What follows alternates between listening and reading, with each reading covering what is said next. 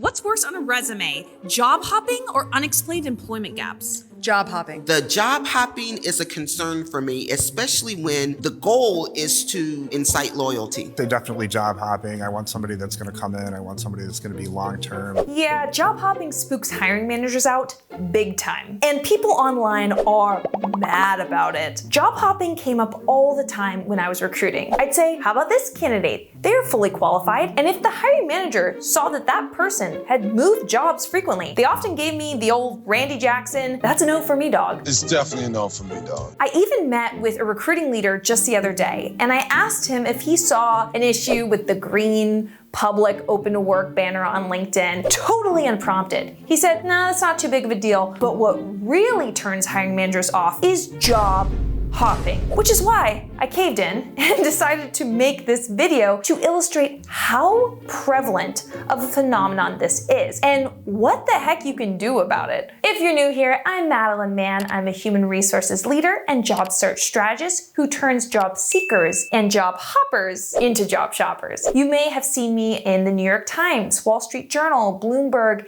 and more. Subscribe for more videos on how to amp up your career. While it may seem impossible to land a job after I told you how pearl clutching hiring managers find job hopping, know that I'm a bit of a fairy job mother, especially when it comes to job hopping. Such as take for instance my client John, who worked for 4 different companies in 4 years, and after implementing my strategies and coaching, landed 6 job offers. So stick around, there is hope. Let's settle this right up top. What is considered job hopping? It depends on your industry, such as law has longer tenures than software, but across industries, the average tenure is 4.1 years according to the Bureau of Labor Statistics, which for context has actually been fairly steady the past 30 years. Moving jobs every 4 years is normal and expected. What is seen as too short of a tenure for full-time roles is typically said to be less than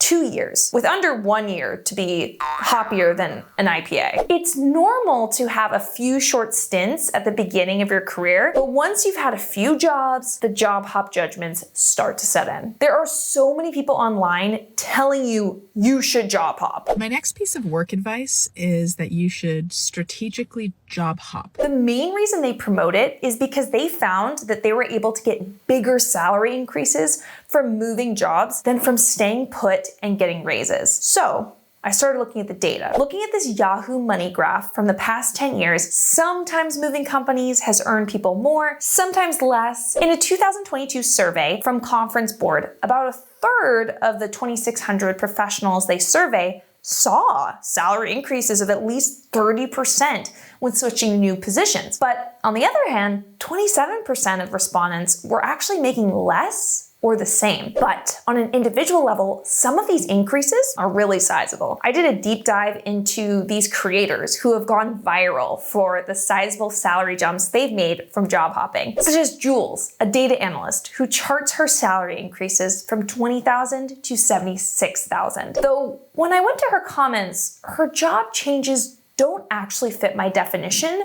of job hopping, which I said was moving prior to 2-year anniversaries, but she actually held each position for 2 to 3 years before moving on. We have another example of Sanaya, who calls it job hopping as well in her LinkedIn post, when really she stayed at her employers for around 2 and 3 years as well, and then left her most recent corporate job to start her own business. So for context, hiring managers would see resumes like Jules or Sanaya's and feel it makes sense. Their career progressions are logical, and after a fair amount of time at each company, they moved on. So when someone tells you to job hop, ask more questions, such as how long were you at each company? What industry and profession are you in? Because I did find people who legitimately job hop, such as Frank, who job hops and encourages others to do so as well. In the span of 6 years, I 7x'd my salary by hopping jobs every 1 to 2 years. I started off making around $70K and I ended up making over $500,000. There's also Christian Bordeaux, who proudly has job hopped for much of his career. You've moved jobs a good bit. I've had 7 jobs in the past 4 years. My average tenure is 8 months, but they've been really great jobs. Job hopping is working for Frank and Christian, but let's take a look at their backgrounds. What do you see as similar? They both work at large companies in technical roles as engineers. This is significant for 2 reasons. First, it can be easier to job hop between large organizations because they have the infrastructure and narrowness of roles to be able to endure higher turnover. Such as, look at this graph showing how short the typical tenure is at the biggest technology companies. Compare this to a small or mid-sized business where each employee may be the only person in their exact role or one of just a few, so every loss of an employee is a big curveball to the employer. So they value longer term employees more. And the second point is that these fellows have in-demand roles. If you are in a high demand field, hiring managers are likely to be more flexible about your background since beggars can't be choosers and insomniacs can't be snoozers. For many of these technical roles, it's a candidate's market. That being said, I have worked with directors of engineering at small companies, and they were still ruthless about declining job hoppers from interviews. So again, the context of company size is important. So does job hopping only improve your earning potential if you're in a technical role? Absolutely not. This could totally work for so many other roles. I'm just saying that look at the context of these folks' backgrounds. Every person, Jules, Sanea, Frank, Christian, came from in-demand technology backgrounds. Do salary research and talk to other people in your industry to get a realistic understanding of your earning potential. Put in the comments, are you a job hopper? Say, I'm a job hopper or I'm not a job hopper. I am interested to see where you lie given this definition of job hopping. So why do hiring managers hate job hopping more than that awful feeling of having a piece of hair in your mouth? First, let's follow the money. The number of hours it takes to write a job description, review resumes, interview dozens of candidates, and ultimately hire someone costs tens of thousands of dollars, and more than anything is a huge distraction for hiring managers because their whole job isn't hiring. They've got other work to complete. So anything they can do to limit the amount of hiring they need to do is good financially and is also good for their workload. And when that new person is hired, the company may need to pay a headhunter 15 to 25% of that hire's annual salary. That's a lot of cheese. Then once you have that poor soul on the team, you then need to train them. The Allied Workforce Mobility Survey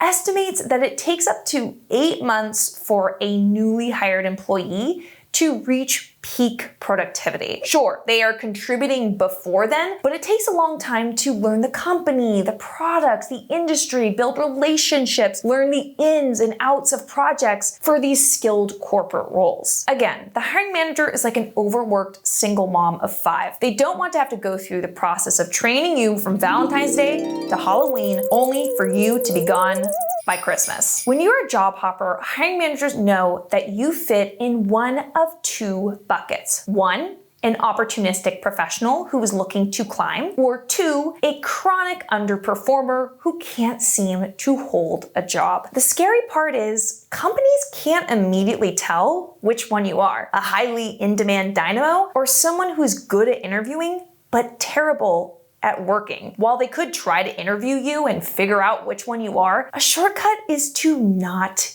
even interview you and instead choose a candidate who has fewer red flags. So, how should you move companies often enough to get great salary bumps, title increases, and climb more quickly without being a walking red flag to companies? Well, there are several crucial things to remember. First, it's often best to start with your current company when it comes to promotions and salary increases. It's really frustrating to not have a company automatically reward you for your hard work, but it often takes more than doing a good job for employers to realize, heck, this person really needs a comp change. I go into more details about this in my video, Why Lazy Gets Promoted. For sure, watch that to see how you can get that boost at your company that you're at right now. Next, if you're leaving jobs left, right, and center, you need to ask yourself, why? Because when I coach people on how to explain things about their past, how the narrative is framed makes all of the difference. Signs that you're job hopping for the wrong reasons is if you find yourself consistently bored or frustrated with your job by the 6 months mark. This is a freeway billboard that you are in the wrong career and picking the wrong companies. You need to seriously evaluate your next job move before making it, or else you're going to be in a Groundhog Day situation,